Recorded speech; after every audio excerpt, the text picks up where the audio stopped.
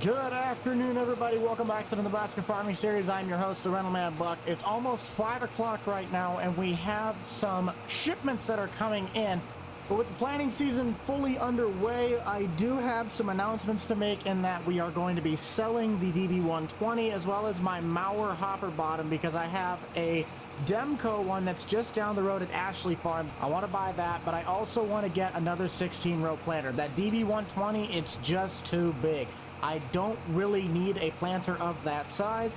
The shipment that I'm waiting on is actually a demo of a Hagie STS-16. I'm thinking about changing out the sprayer this season because the deer that I have, I can just get it as a wash and I get a bigger tank on that Hagie compared to this one. So we'll see you guys in just a bit, hopefully when the truck arrives, and I'll be on to planting in the morning. Thank you all, though, for stopping by today's video. Hit down in the comments. Are you guys on summer break yet? And if you are, then what are your plans? And if not, then, well, what are you going to do once you finally guys are able to get off for summer? Doing a little bit of anti-clean work right now, trying to get some of this stuff cleaned off before we take it back out in the field again. The Kinsey 3600's definitely been putting in quite a few acres this year. Really, since we've been starting to stream a bit more, it's really helped with just normalizing using the 16-row planter. That's really why I haven't pulled out the DB120 yet. Looking up at the PDA, we actually have already planted a good chunk of our corn ground. We've already planted 20, 37, 34, 25, 24, 14, and I think the only one, oh, and also 6. The only ones that we have to still plant corn is field 10 and field 39 on the bottom. 32, I did not buy any of the land ideas for, but we're going to put that to soybeans, and the rest of the ground that obviously has not been planted yet, so 11, 22, 36, 32, 26, and 15 are all going to be bean ground. Through multiple streams, we also did all of our lime application, and then on the nitrogen side of things, though, a lot of these fields have like weird stripes, so when I get done planting corn in them, I'm going to run what's going to be called the pre-emerge, but it's going to be fertilizer in the sprayer, just to see if that can help fix the rest of this nitrogen problem that I'm having. Not too worried, though. The 8345R is rolling strong. It's got over 50 hours on it now. The 8430 also has been putting in its work. I do apologize for some of the logos and the decals not showing up as much. My computer's not God tier anymore. Oh. Well, that'd have been nice to acknowledge. The sprayer's here. So this is our Hagie STS-16. I don't know where the driver's at, probably doing paperwork. But yeah, this is our sprayer I'm going to be demoing out. I just find it weird to have all this gray and yellow, and then the inside just deer. It looks like a combine. So let's get this thing off the trailer. And we will be on to prepping for planting in the morning. The next day. I mean, it's not really a bright, sunshiny day, but rolling into the next morning, if you guys do like content like this and would love to see more, please consider dropping a like and smashing that subscribe button down below. We are on the race to 100,000 public subscribers by the end of this year. And I'm really excited to see what I'm doing for this farm and if it will actually help my yield productivity at the end of the season. Even though I'm not a real farmer, I have been trying to take lots of notes to help with that. Now that we got the Hagie out of the way, let's get to the main event. Last thing we need to do is get the seed tender, which is hooked up to the 6.7, filled to the brim with some Pro Box seed that we have sitting behind the tender. I ended up picking up this Unverferth for about $14,000. We got over $50,000 right now because we ended up selling a couple pieces of equipment and some grain. But without hitting my Kenworth, let's get the Pro Box loaded up, and then we will take on our challenges as we get there.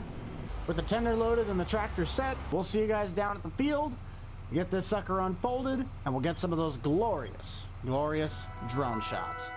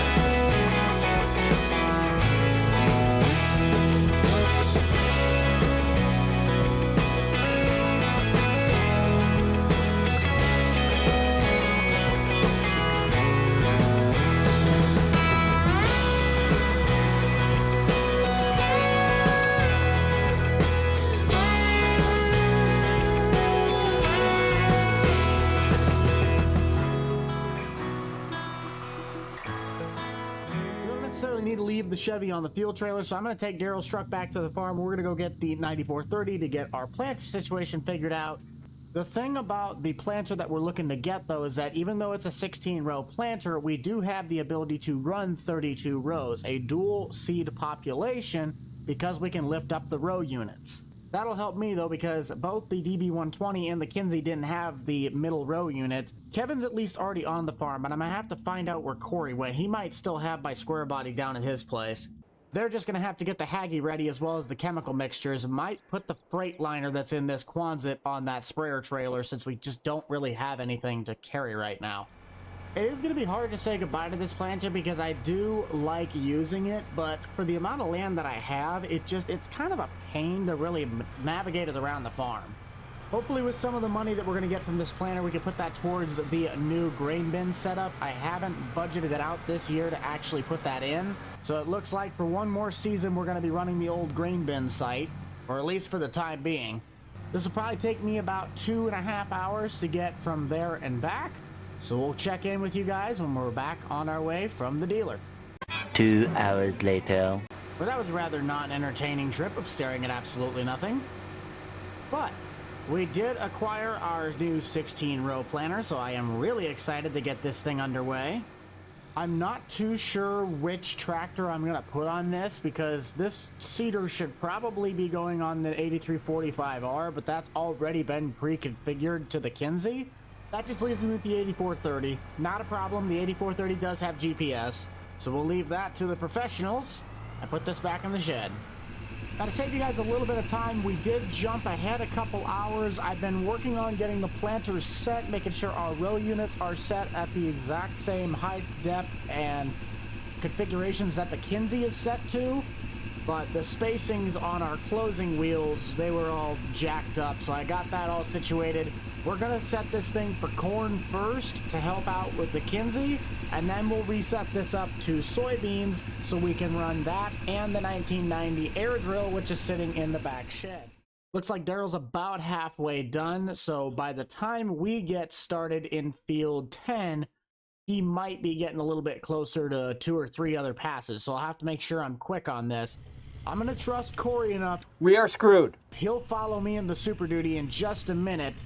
He'll take me back, so that way I could take the Super Duty down to Daryl, then take my truck that has the C-tender back up to where Corey's at.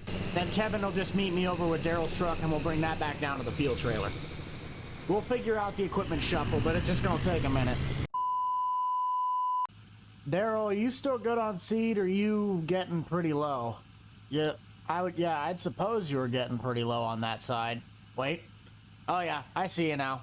Well, we brought down the, if you're gonna load from Kevin's truck. Don't load from my truck. We're taking that over to the other planter that we just picked up.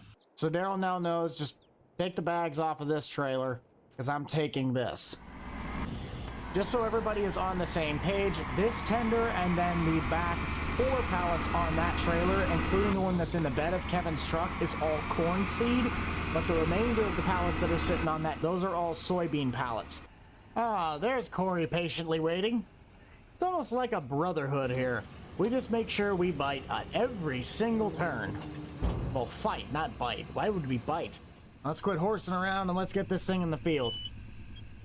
Just make sure we lift up our row units so we're not planting with the outside ones.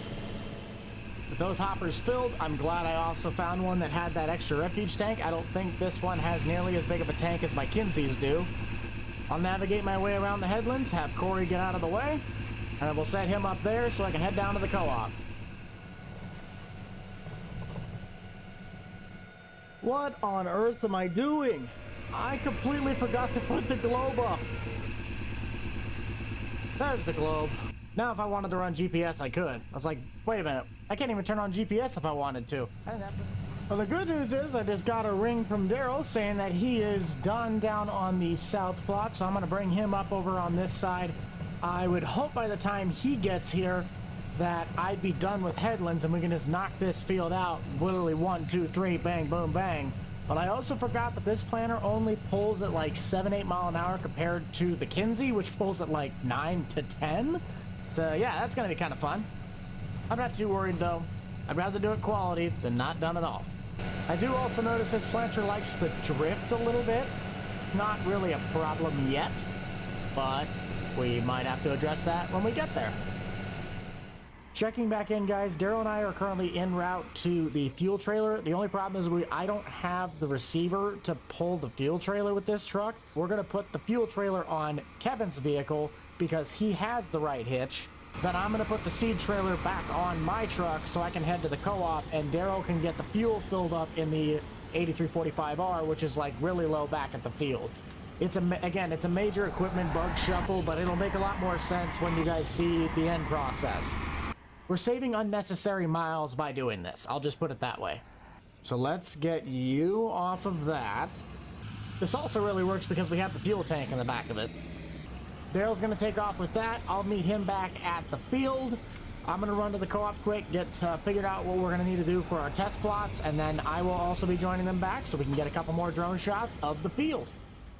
After talking to the co-op, we got the 8345R filled up with fuel. We also gave it just a little bit of seed because I think what's left in the tank of this seeder plus what's still with Corey should be enough to get us through. I'm going to pop up in the drone. We'll get a couple more great shots, and then the next time you guys will see us, we're going to be doing some spray work. Let's get our planner rolling. Start seeding.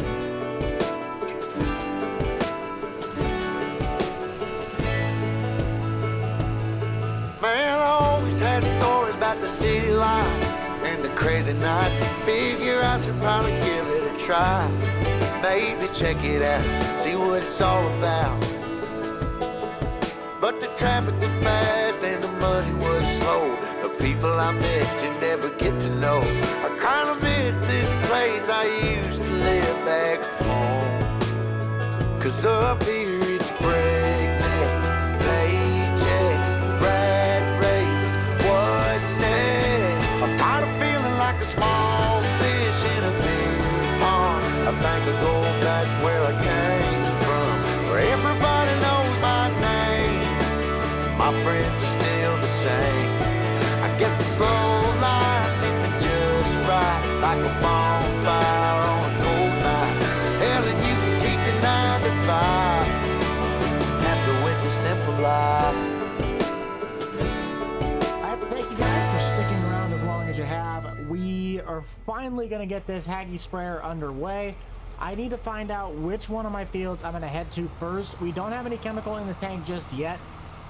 Kevin and Corey are still finishing up with the mixtures in the tanks for the Freightliner. All I'm hoping for is that when I spray this, all that little bits of yellow goes away finally, and it's all to green, so I know that the application for nitrogen, aka fertilizer, gets the full yield potential that I've been looking for. I really don't like the fact that I can't see out of this thing, though. That's my one pet peeve about this Hardy, but it's a lot cheaper, it's got more fuel capacity, and yeah, there's that. We do also have GPS on this thing, so we're not really losing a whole lot. But this is going to be our first test subject for when we start spraying. Let's get the old Freightliner down here with the sprayer tender trailer, and we'll get right on to spraying. Later. With our sprayer trailer now arrived, what we're gonna run is this, it's called Big Row Grow, it's not Corteva stuff. With our 500 gallons in the tank, I'm just gonna run over the top of what this seems to be yellow, and we'll get an idea of what we're gonna be using for that pre-emerge. Oh yeah, that's working perfect. I didn't know what that would do on my PDA, so we're gonna spray this sucker up. Whoa, hello. Now, this is exactly what I wanted it to do. Look at that PDA in the bottom left. We're going from all yellowish weird, and we're pretty much going straight to green. So this is what we'll call our pre-emerge, because it's not like I'm actually spraying for weeds. I'm actually just fertilizing it, but that's the best I'm going to be able to do with what I got. Another thing to note about this sprayer is that it actually has the ability to all-wheel steer. The John Deere does not have that ability, so mobility on this thing is going to be twice as good. But that's also more components for us to have broken in case things were to go awry. I know it doesn't show that I can't spray there, but that's also because I don't have any field data for that. So let's get to spraying this, and it'll save us quite a few gallons. Get that old guidance steering back up and running. I don't know what guidance steering actually does, so I don't know why it's beeping at me. But we must be doing something right. We're on the GPS track. This will probably be the last pass of the field, and then afterwards, let me see if I can shift the track over a little bit. There we go. Now we're hitting it. And that is all she wrote. Precision farming really does help, and I also just bought the field data again for this so we could see the basically the full updated thing since we've torn up all the field. But that's what we want to see. This is what was happening. This is what we got.